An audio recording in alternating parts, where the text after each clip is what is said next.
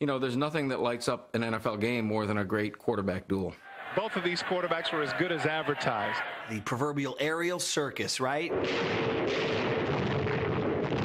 It was like two heavyweight fighters just throwing haymakers at each other. And when you talk about a duel like that, that's almost like a duel at the OK Corral.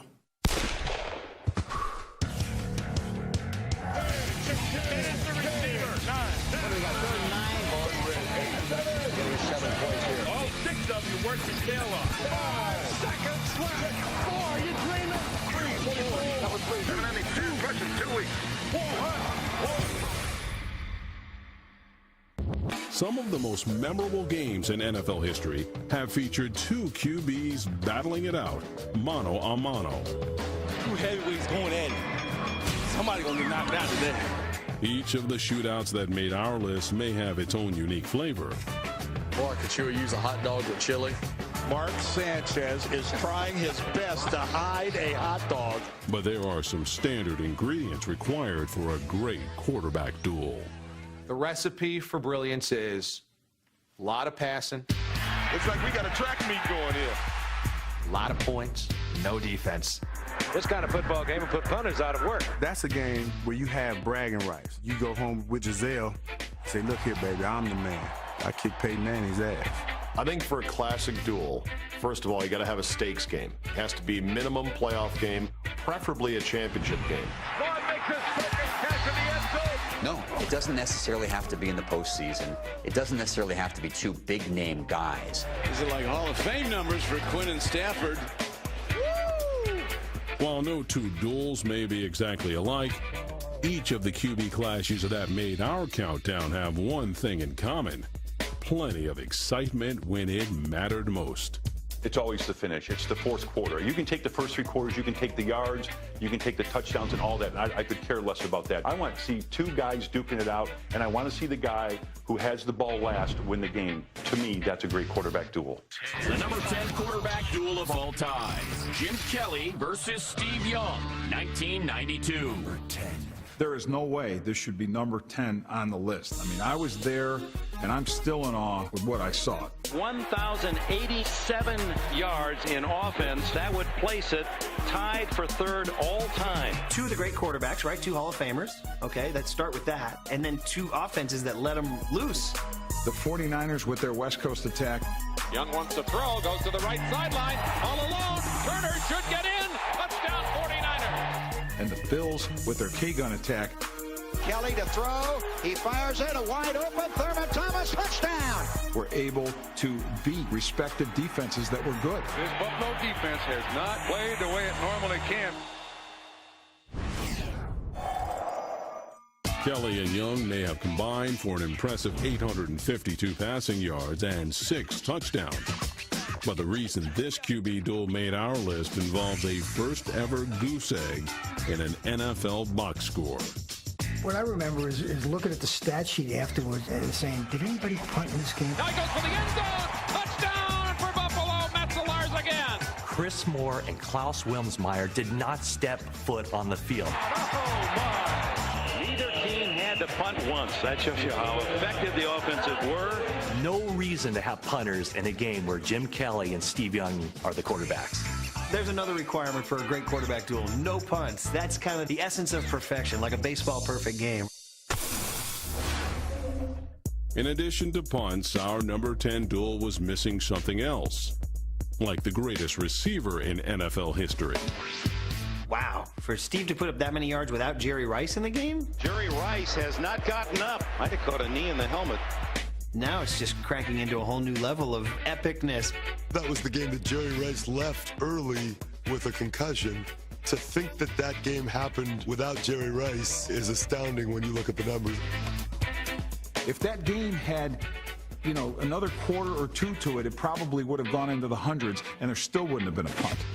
80 yards away from a touchdown, but a field goal would tie for Young. Like all the great duels on our list, this one also came down to the wire. So why is it ranked number 10? Because the outcome wasn't decided by a QB. This to tie.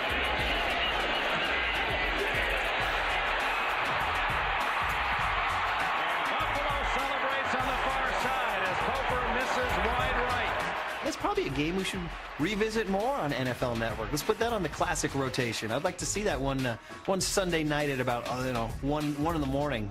Crack open a beer and watch it. Coming up, getting into a duel with Peyton Manning is no easy task. Find out which quarterback tried to keep pace with Peyton. He comes back, he takes the lead, he does everything that you have to do. He's outplaying Peyton. He outplayed Peyton Manning in that game when you look at the numbers.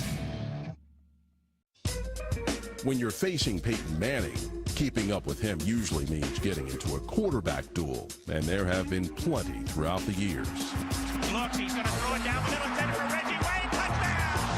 36-yard touchdown pass. Look, easy right there, that was too easy right there! In 2004, Manning and Brett Favre went head-to-head, throwing for a combined 9 touchdowns and over 700 yards. 36-yard touchdown pass to match the Colts. Manning nears it out, intended for Stokely. He's got it, touchdown! While Manning outdueled Favre, a few weeks later he found himself having to throw for 472 yards and 5 touchdowns against Trent Green and the Chiefs. Although Green threw 3 touchdowns, including the game winner, Green over the middle, touchdown, Tony Gonzalez. This duel didn't make our list because he also relied on 3 touchdowns from his running back. But the other quarterback in our number 9 duel was better at trying to match Manning. The number 9 quarterback duel of all time, Peyton Manning versus Tony Romo in 2013.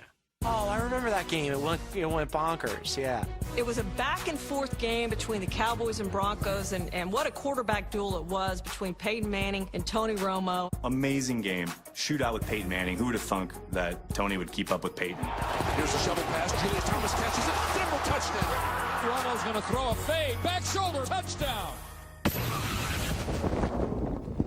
Peyton Manning's 2013 season is the greatest quarterback season of all time to date. He put up more yards, more touchdowns, and had a game like this, an incredible, scintillating performance.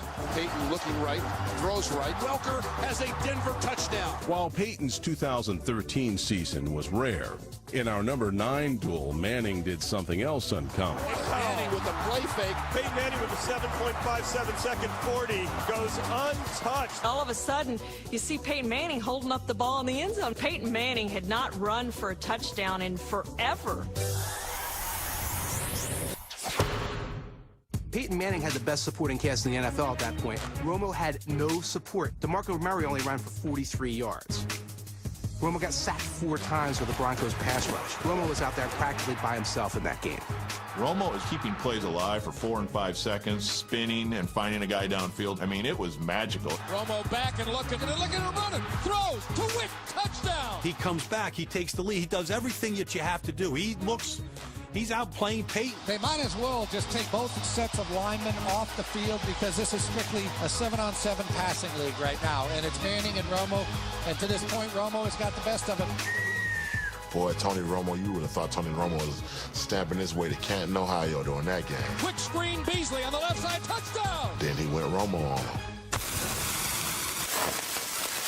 In classic dueling fashion, our number 9 game came down to a last-minute throw. 48-48 here, a truly historic game. Snap to Romo, throws left. Pass is going to be intercepted. He threw for 500 yards. He threw for a number of touchdowns. The Cowboys should have won the game. And at the very last second, he throws the interception that loses. So everything else is wiped away, right? This is the ultimate Romo game. The worst time it could come on what's been an otherwise magnificent afternoon for him. You know what the story will be? Romo can't handle it. 2 things happen on that play that no one talks about. One is that the rookie tight end who he's targeting on the play runs a pretty bad route. And then the second thing is his offensive lineman is knocked back into him and he steps into his leg. But no one cares about that. All anyone cares about is the Tony Romo narrative that, here we go, Tony Romo choked again.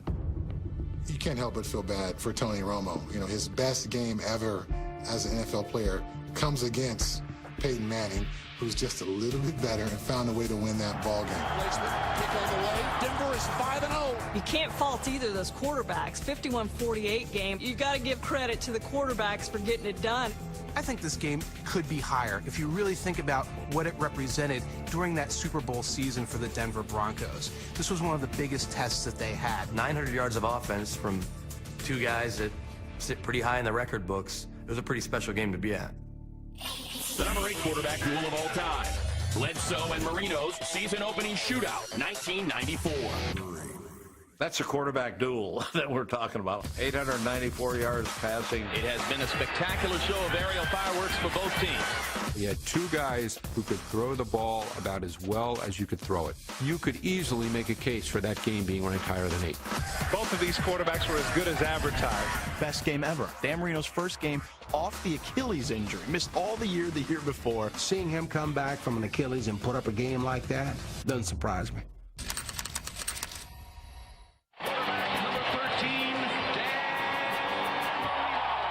On a muddy field in the 1994 season opener, Marino faced doubts about his ability to rebound from that devastating injury, as well as an ascending AFC East rival. Bledsoe was absolutely positively the heir apparent. He performed so well at the end of his first year that people hoped he could somehow stand up against the Dolphins and Marino. My childhood heroes are still playing. Elway and Marino, and now I get out on the field, and instead of being my heroes, now I just want to go kick their butts. Week 1, right away, right out of the chute, boom. Marino slogging in the mud, back to pass. He throws downfield, has a man open. Mark Ingram has it at the 30. He is gone. Danny Marino is back, baby. Drew Bledsoe was matching the great Dan Marino at the peak of his powers. Completion for completion, touchdown for touchdown. Fires it up the field, Ben Coates open. 40, 35, 30, breaks the tackle, touchdown. That's the way to throw the ball, Drew. That's perfect throw, son. And the momentum now belongs to the men in blue. Marino's greatest efforts were when the opposing quarterback also had a great effort. You think back to that Bledsoe game, and they're going toe-to-toe. He said, give me the rock. I got to keep going downfield. Marino to fire a touchdown, Dolphins! Thousands of killers. I think it's still questionable. It was an epic game. You know, there's nothing that lights up an NFL game more than a great quarterback duel. After the 4th touchdown pass of the day for Bledsoe, New England goes back on top of Miami. But what will Marino do next? That should be number 1 on your list. You know why? Because on 4th and 5, Dan Marino had the onions to go deep down the field. Trailing 35-32 late in the 4th quarter, Marino surprised just about everyone on the biggest play in our number 8 duel. Got to get it almost to the 30 to bring on the first down. Everybody, including the defense, expected us to go for the 5 yards to pick up the first down and maintain possession of the ball. To me, one of the ballsy plays you'll ever see from a quarterback. Shotgun, Marino throws deep downfield. It is caught by Fryer. Yes! Touchdown, Dolphins! The 5th touchdown pass of the game for Dan Marino. Irving Fryer, touchdown. See you later. Dolphins win. You talk about championship courage. A flame burns inside that man, Dan Marino. It doesn't get any more entertaining than Brady versus Manning. It's better than Desperate Housewives. Brady Manning, to me, is number 1. You've got to have a Brady Manning game on the list. There's no question. Find out which one of their classic duels made the countdown next. It's the hallmark quarterback rivalry of this era. Tom Brady and Peyton Manning have squared off many times over the last decade, often with very memorable results. Take, for example, the fireworks in the 2004 season opener. Looks, floats, end zone, touchdown to Daniel Graham. The two future Hall of Famers combined for 591 yards and 5 touchdowns as Brady led the Patriots to the first of 14 victories in that championship season. Brady has been spectacular. The tables were turned 2 seasons later in the AFC title game. Peyton outpaced Brady in a dramatic comeback victory en route to winning his first Super Bowl. Those two Brady-Manning matchups may have been entertaining, but there was another duel in their rivalry more deserving of a spot on our list. The number 7 quarterback duel of all time. The 4th and 2 game, 2009. Although they've met a lot of times during the course of their careers, it was the game where 2 of them were both playing at the highest level. Let's go earn it, fellas. Gotta go earn it today. There just isn't enough room to include all the great Brady versus Manning matchups over the years. No question, hands down, the rivalry of the decade. So how did this duel make our list? It comes down to simple math. Both quarterbacks have never combined for as many yards or touchdowns than in that Week 10 game in 2009. You've got to have a Brady Manning game on the list. In this game in 2009, they were both putting up great numbers, especially considering how good those defenses were. The #1 scoring defense in the NFL is the Indianapolis Colts, and so far they've been getting scorched out here. Welcome back. Good shot, Thomas. Direct snap to Brady. Looks, fires left. Touchdown, Randy Moss. Patriots 31, Indianapolis 14. Brady has always played well against the Colts. Brady is so good in the pocket, they don't get to him. If this were a heavyweight championship fight, I think they would be sending New England to a neutral corner right now to give Indy a break. The 2009 game had a different tenor than most of the Manning-Brady rivalry games. The script had flipped. Manning and Brady have had some great duels over the years. After Manning had a few tough games against the Patriots early in his career, he has pretty much, with consistency, ripped the Patriot defense apart. Now you need 3 scores in 14 minutes. Trips left, scat left, soul train, alert 13 trap, hold one. Manning deep down the sideline and reaching for it. He rushed off for the touchdown. This game's picking up, isn't it? Oh, yeah. With a 6-point lead and 2:08 remaining in the fourth quarter, even Bill Belichick got caught up in our #7 duel. And the Patriots are going to go for it on 4th down. I can't believe this. Brady throws it upfield. It is short of the first down. It is short. The Colts take over. We've never seen any coach bow to another quarterback like that. With New England, you kind of expect the unexpected. You could say that the game where Belichick went for it on 4th down ranks above the championship games because Belichick so feared Manning that he chose to do something that was considered almost insane. I think there'll be a few things to talk about after this game. Holy mackerel. The best part was the debate afterwards. The Aaron Schatzes and the Football Outsiders guys, they all came out of the woodwork or the basement, and they started saying, Advanced statistical analysis says that to go for it on 4th and 2 in that situation was the right play. While plenty of question marks surrounded Belichick's decision, Manning took the ball and put an exclamation point on our #7 duel. Manning looks for the quick throw. Throw to Reggie. Touchdown! Reggie Wayne! They win 35-34. What better situation you want, baby? Be Tom Brady last minute draw. You don't get no better than that. It was one of the all-time great games. If you like quarterback slinging the ball all over the yard, Manning against Brady doesn't get any better than that. The #6 quarterback duel of all time. Dickey and Theismann light up Monday night, 1983. This was a great one, 771 yards to the air. But how many football fans do you think, if you polled, would say, I remember where I was for Dickie Theismann? Nothing like being 15 years old without a driver's license, no girlfriend, nothing to do but stay at home on a Monday night and root for your Redskins. The legendary Curly Lambeau Field. A sellout crowd, 56,000 plus. Viewers who expected a blowout between the defending Super Bowl champs and a team with the NFL's worst defense were entertained by the highest scoring game in Monday Night Football history. Looks like we got a track meet going here. This kind of football game will put punters out of work. In terms of quarterback duels, I'm not sure Theismann versus Lynn Dickey is going to really tickle anyone's excitement meter. But when it's the highest scoring Monday Night Football game of all time, you have to give that some respect. It was a great quarterback duel between Dickey and Joe Theismann, who was at that time one of the league's best quarterbacks. I'll tell you something, Joe Theismann, he is a spunky little guy. He'll talk your ear off. I would certainly rank it higher than 6 when it came to entertainment value, quality of play. I think America is loving this one. I sure am. We felt like we could score a lot of points. We just didn't count on the other guys scoring quite that many. I was there. That's right. Nobody could stop anybody. Dickey Kaufman is there. This will be 6. Our secondary that year had a nickname, the Pearl Harbor Crew. Bombs away.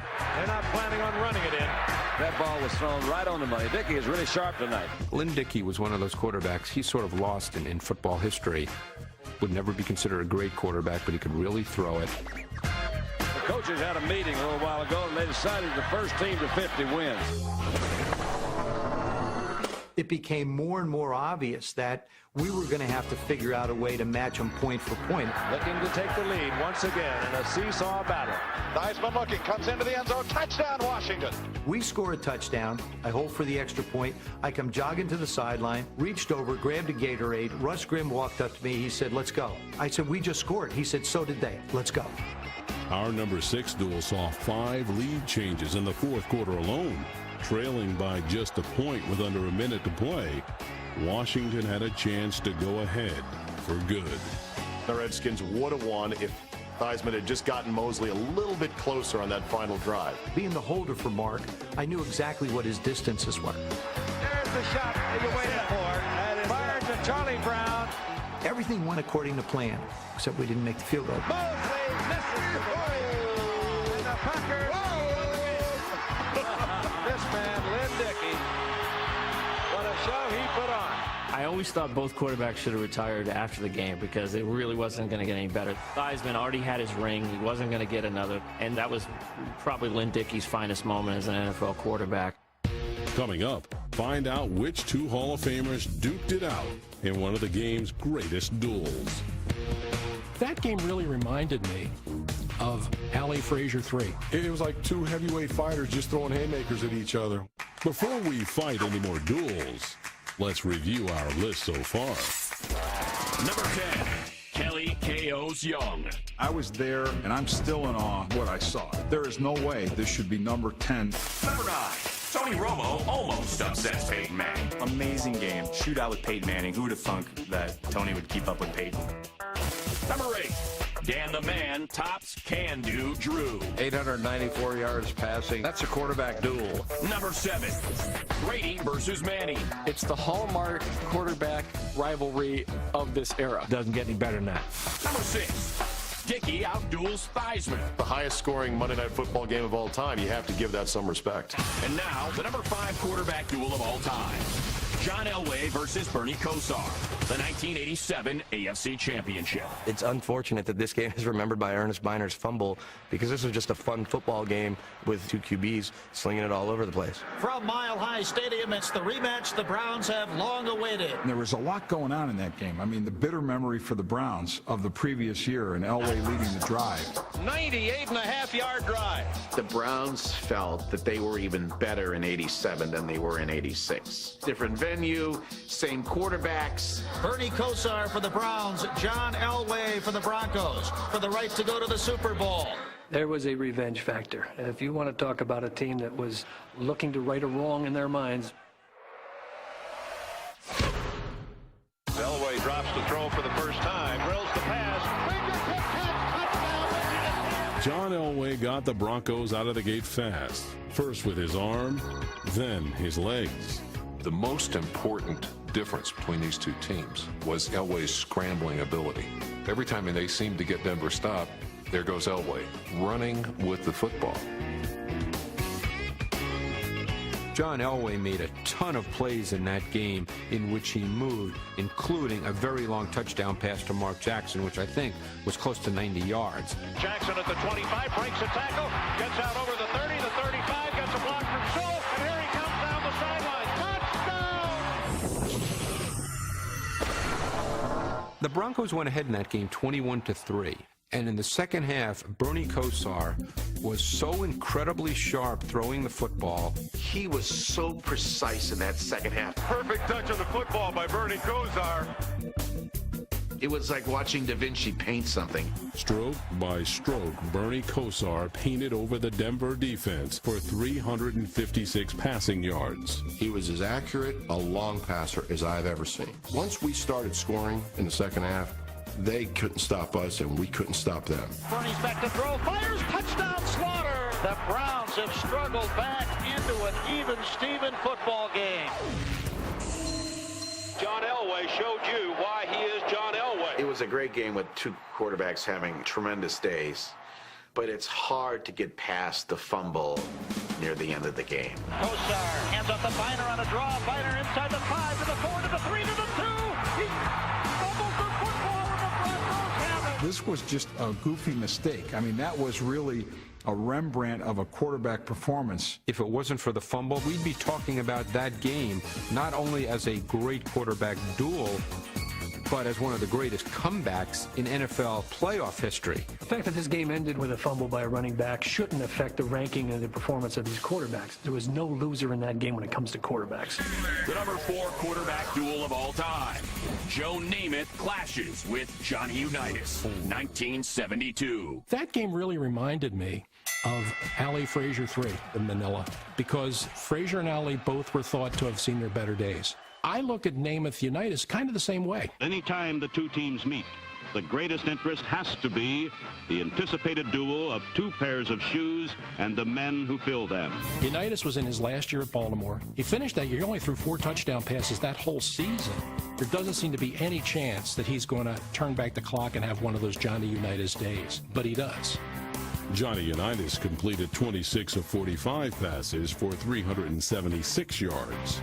That was his 27th 300-yard passing game. You say that today, seems so what? That was an NFL record at that point, far and away.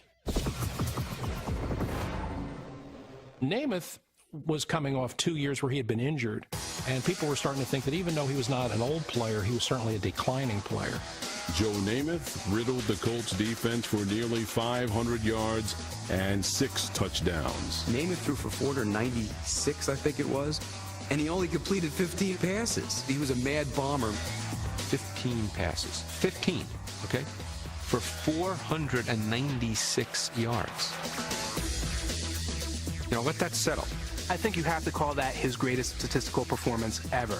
He threw touchdowns of 65, 79, and 82 yards. When you average it all out, his average attempt netted 33 yards. That's mad bombing. There was still plenty of time for a Baltimore comeback, and comeback they did.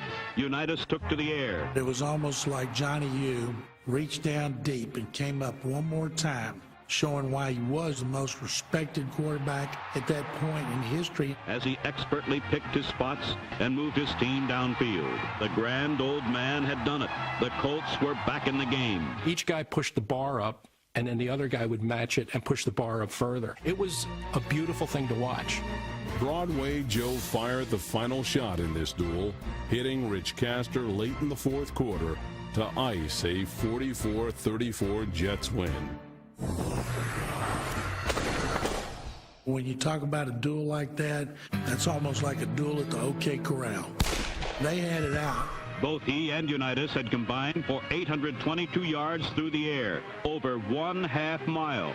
It was not a passing league back in 1972. We were not accustomed to watching quarterbacks just drop back and throw seemingly 70% of the snaps. The 1972 game in some ways could be brought out as a template for what the NFL has become, and this was 1972. Coming up, a super duel in the Super Bowl. Now we're getting into some real nitty-gritty here. This game was off the charts. When I think of the great quarterback duels, that one always, jumps out at me. The Super Bowl has seen many great quarterback performances. Montana steps up, throws. But relatively few great quarterback duels. Man, oh man. In fact, only one of the duels on our list occurred in the big game. But first, here's one that came close. Super Bowl 38. Brady and Jake Delhomme. It seems like an odd thing to throw out there because obviously the difference between the two players is so great. But there was a stretch in that game where Jake Delhomme is going toe-to-toe with Tom Brady. Together, Jake Delhomme and Tom Brady threw for 649 yards. How about that? The highest combined total in Super Bowl history. Patriots take the lead. The Patriots staring him to throw, and he throws a perfect strike. Though Brady Delhomme has yards, it lacks the legendary luster of our number 3 selection. Hey, did you expect anything else? The number 3 quarterback duel of all time. Bradshaw meets Staubach in Super Bowl 13. You look back over the course of Super Bowls, you don't see too many times where quarterbacks get out there and just really duke it out. But on this day, that's pretty much the way it was. It was a remarkable clash of styles. Caught by Tony Hill at the 20, the 15, touchdown, Cowboys! Staubach was playing under the thumb of Tom Landry. Remember, Bradshaw was sort of a wing-it quarterback. In the highest scoring Super Bowl to that point, Terry Bradshaw threw for 318 yards and 4 touchdowns. He was as good a big game quarterback as there's ever been. Right there with Bart Starr and the other guys. Into the end zone, and it's caught for a touchdown. Terry Bradshaw on 3rd down. 8 of 9, including 2 touchdowns. That's clutch. Steelers had those great receivers. Cowboys really depended on Rodgers, Staubach. Quarterback like Staubach doesn't know the meaning of the word quit. Quarterback like Bradshaw, well, there are a lot of words he didn't know the meaning of. Before the game, Cowboys linebacker Thomas Hollywood Henderson made headlines when he said, Terry Bradshaw couldn't spell cat if you spotted him the C and the A. Terry was not the kind of guy that was really affected by that kind of stuff. I really don't think that bothered him. Terry Bradshaw called all his own plays. And Staubach had all of his plays sent in for him. Here's the guy's thought of the dummy, and he's really running the offense. And the guy that everybody thinks of as the smart guy and the leader is actually the guy who's doing what the coach tells him to do. Terry Bradshaw ain't the sharpest knife in the drawer. Then again, he's made dumb into a millionaire business. Hard to beat. Hard to beat. The Hollywood Henderson thing, water off a duck's back. I'm in the talk show industry, so I know that an idiot babbling means nothing to intelligent people. And I'm not sure who I insulted when I said that. It might have been myself. You need some help to be a great quarterback, and I think we saw that in Super Bowl 13. It's 3rd down and 3, Dallas at the Pittsburgh 10. Roger Staubach puts the ball right on the money in the end zone. Big tight end in the back of the end zone, Jackie Smith, and he drops it. The difference in that quarterback duel was Jackie Smith dropping the pass. Oh, bless his heart, he's got to be the sickest man in America. If he catches that ball, there's one less Lombardi trophy in that trophy case over on the south side. with under 7 minutes to play, the Steelers held an 18-point lead. To have that kind of lead, it should be game over. I mean, this is the steel curtain.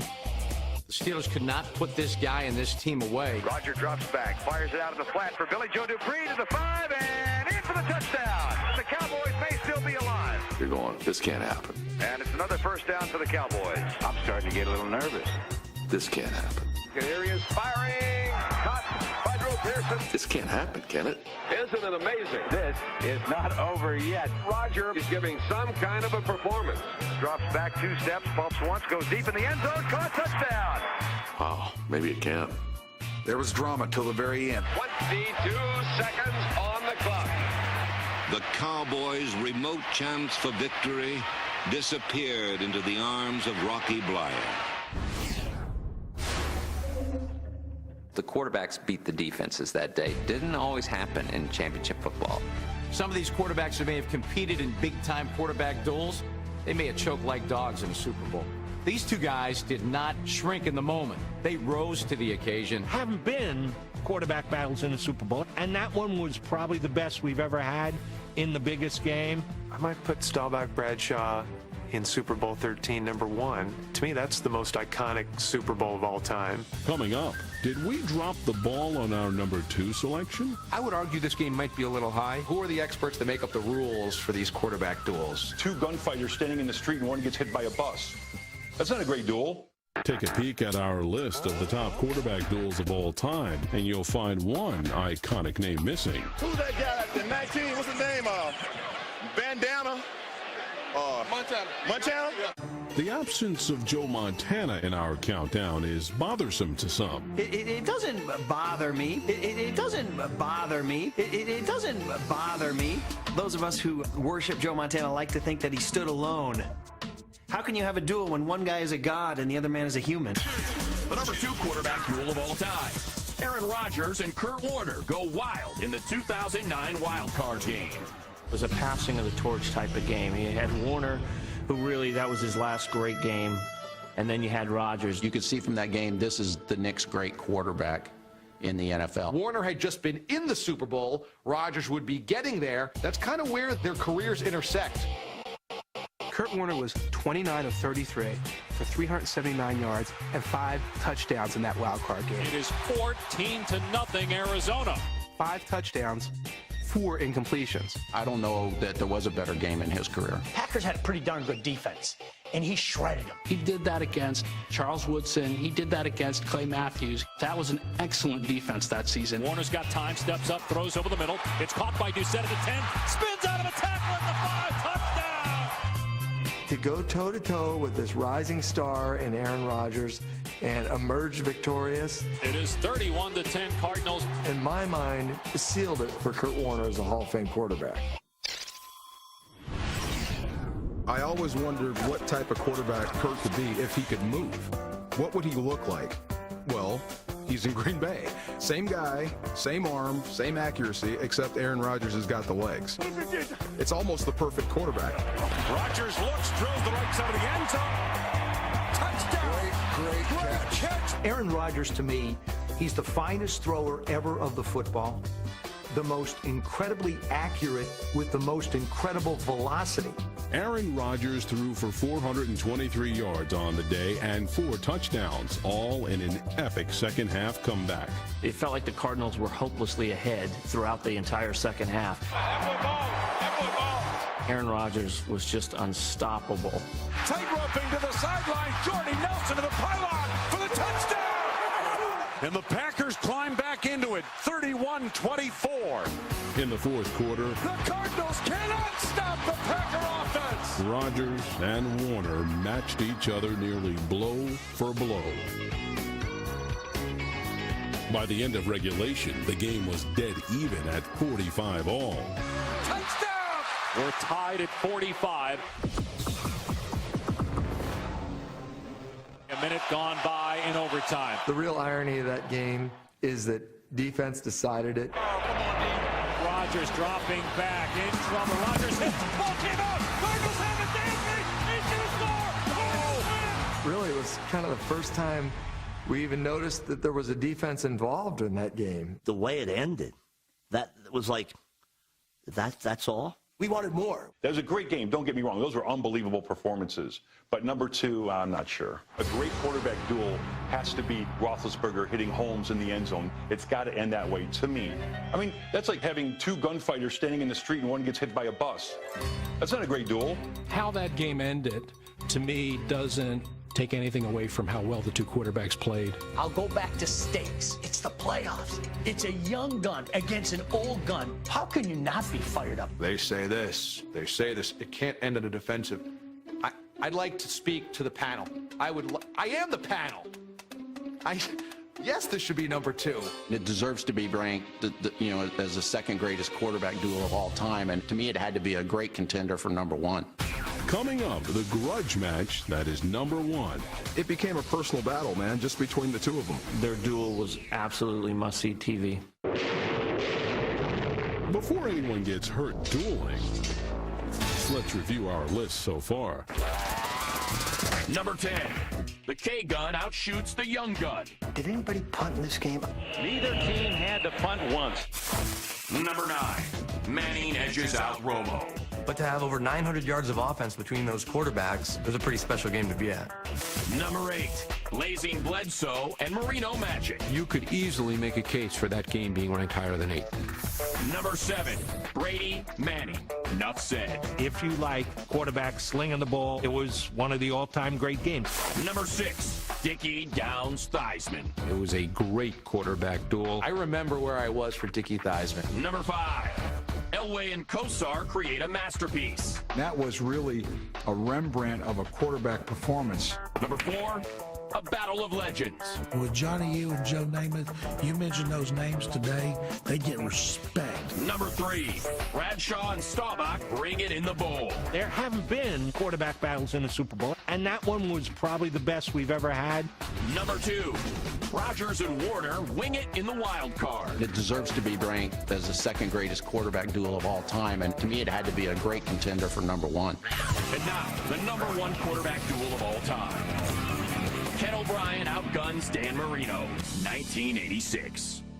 Squish the fish! There's no rivalry that sickens me more than Dolphins-Jets. I think the Jets fans' hatred for the Dolphins stems all to Dan Marino in the 1983 draft. They had a chance to get him. They took Kenny O'Brien. New York Jets take quarterback Ken O'Brien of California Davis. When the Jets drafted O'Brien, the fans that were at the draft in New York City, I thought they were going to tear the hotel down. The folks in New York are still saying, how could you take Kenny O'Brien when Dan Marino was there? Jets fans, they get left with Ken O'Brien. Dan Marino goes on to do Dan Marino things with his flowing locks and his cannon arm, and he's doing ads for totes. He's just everything that Jets fans aren't. He's literate, he's beautiful, he's smart, he's talented. Dan Marino is the anti-Jet fan.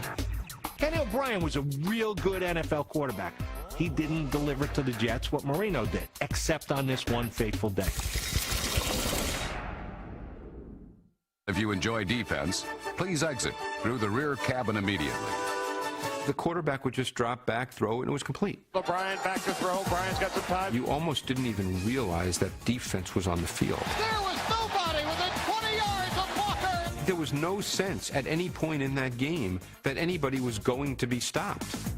Don Shula, get him some defense, for God's sake. How do you score 45 points and don't win a game? You got to give credit for the quarterback. That's what they're paid to do, for making it happen. Both were spectacular. A lot of big plays, a lot of long bombs that were thrown right on the money for touchdowns by both teams. If you're a defensive coach, you're in deep trouble. And I think both teams got a little shell shock because it was just up and down the field, up and down the field. What is this, pinball? And pretty soon you lose your confidence. It was who's going to have the ball last. With just over a minute to play, the Jets had the ball last, trailing by 7. What an unbelievable finish! But time was running out. 5 seconds left in the game. O'Brien throwing over the middle. Wesley Walker, touchdown! Touchdown! There is no time remaining. Wesley Walker, touchdown! The Jets have time to score with no time left on the clock. New York's good fortune continued in overtime. As soon as we won the coin toss, I knew we were going to score. Everything was going our way at that point. O'Brien's back to throw. O'Brien throwing long down the sideline for Walker. And he got it! Touchdown! Wesley Walker with his 4th touchdown reception. The Jets are going berserk, and the Jets win it 51-45. When you talk about quarterback duels, that's what you like to see. A lot of numbers and a lot of yards on the board. 884 passing yards, Dan Marino, Ken O'Brien. It was a truly remarkable shootout. Our number 1 selection has yards, but should it be a playoff game? No, it doesn't have to be a playoff game. Did it have yards? Did it have points? Did it have drama? Did it have cool uniforms? Yes, yes, yes, and yes. Absolutely, this should be number 1. I was there at that game, and I felt really good for Ken O'Brien. That game kind of put some credibility for the Jets taking Ken O'Brien number 1. On that day, he got the better of Dan Marino. You really want me to back off my proclamation that this is the greatest quarterback duel of all time by throwing out there, really, Ken O'Brien, what was he? I am steadfast in my declaration. This is the greatest quarterback duel of all time. End of discussion. And yes, it included Ken O'Brien. I apologize, but that's NFL history. I can't change it.